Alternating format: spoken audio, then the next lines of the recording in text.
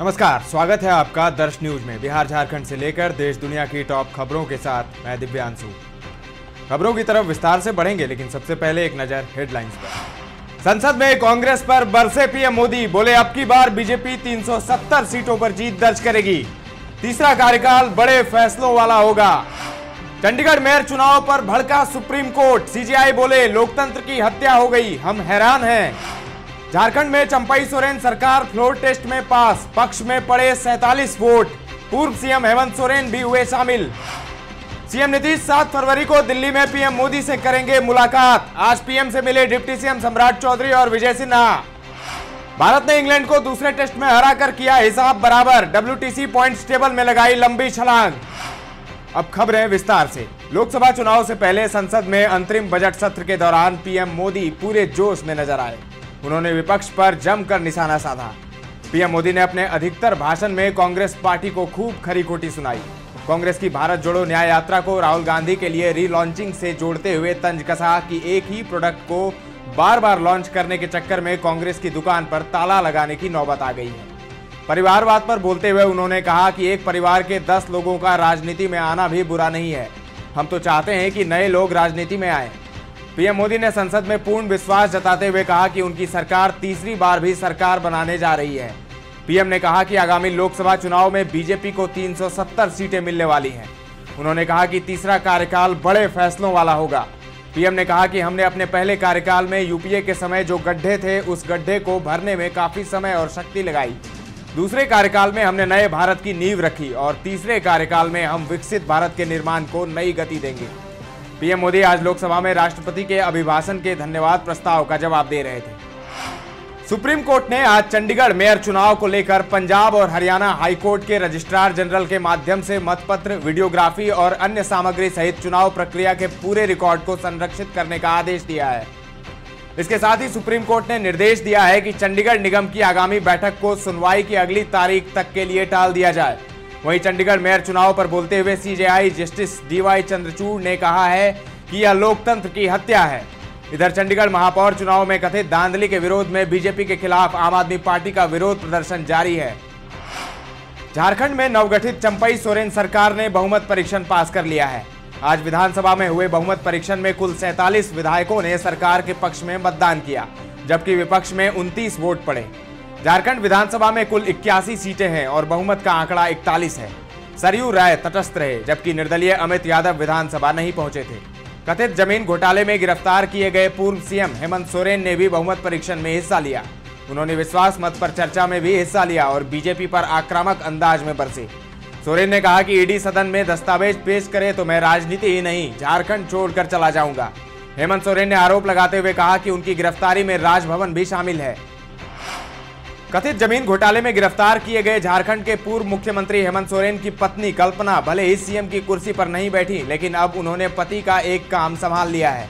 वह हेमंत सोरेन के बाहर आने तक सोशल मीडिया पर उनके अकाउंट के जरिए मोर्चा संभालेंगी। खुद कल्पना ने पति के अकाउंट से एक पोस्ट करके यह जानकारी दी।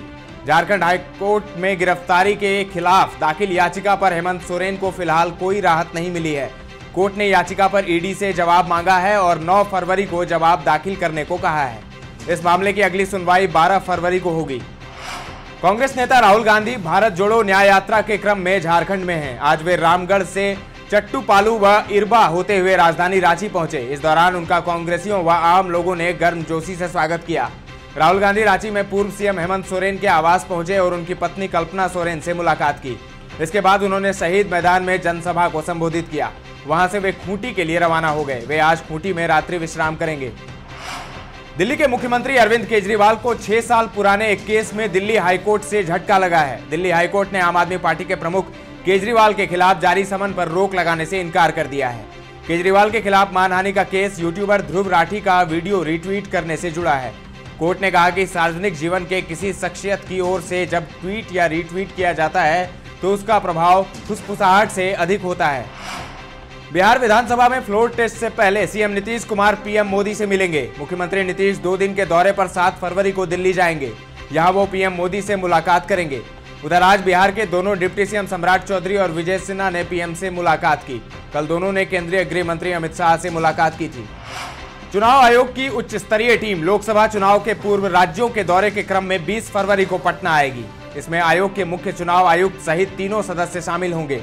लोकसभा चुनाव 2024 के मद्देनजर आयोग की तैयारी जोरों पर है।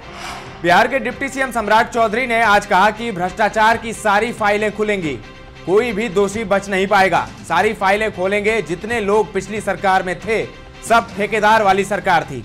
अब इसका इलाज होगा। बालू माफिया और शराब माफिया से जुड़े एक एक व्यक्ति की जांच होगी।